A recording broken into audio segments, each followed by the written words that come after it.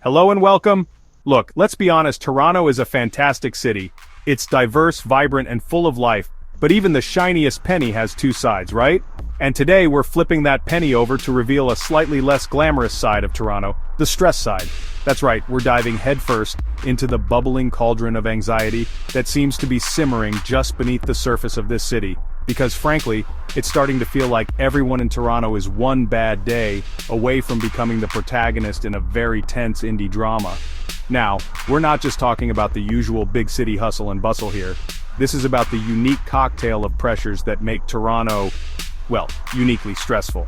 We're talking about the kind of stress that makes you want to scream into the void, or, just passively aggressively sigh at someone on the TTC. Either or really. So buckle up, grab a double-double, because even caffeine is stressed in this city.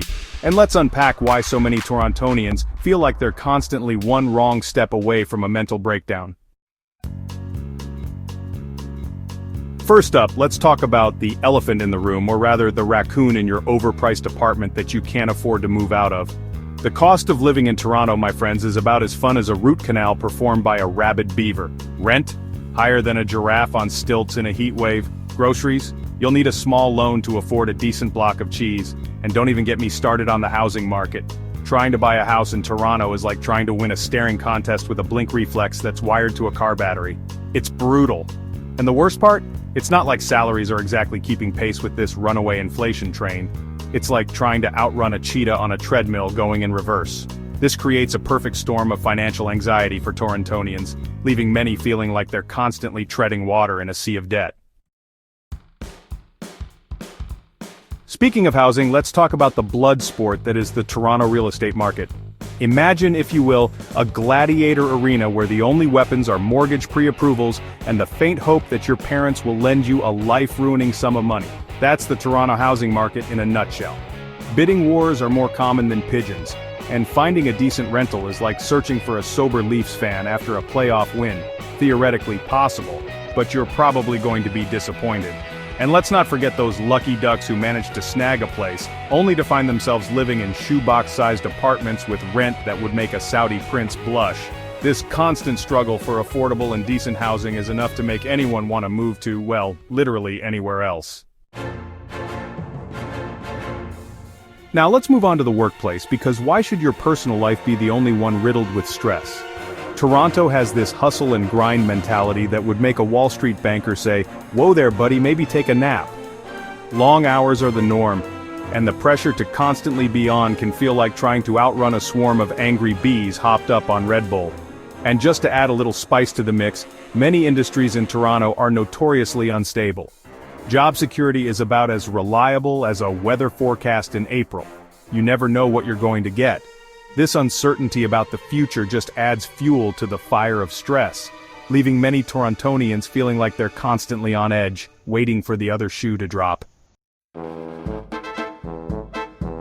Now let's talk about everyone's favorite stress-inducing adventure: commuting in Toronto. Picture this. You're packed into a crowded subway car like a sardine in a tin can, the air is thick with the scent of desperation and stale coffee, and suddenly, BAM! The train screeches to a halt. Delays, signal problems, overcrowding.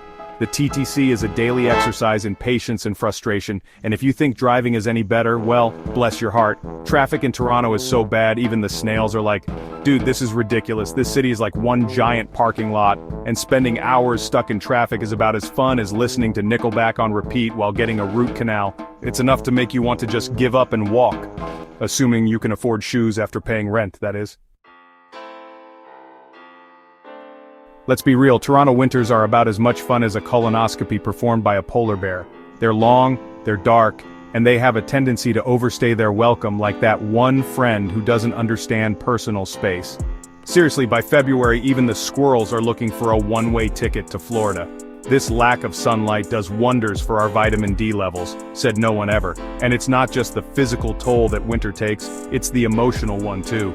Seasonal affective disorder is a real thing, folks, and it hits Torontonians hard. We're talking about a special brand of winter blues that makes you want to crawl into bed and hibernate until the first sign of a crocus. Alone in the crowd, the isolation paradox. Here's a fun paradox for you. Toronto is a bustling metropolis teeming with millions of people, and yet, so many residents feel utterly alone. It's like being at a party where you don't know anyone, except the party is your life, and the awkward small talk is just the crushing weight of your own loneliness.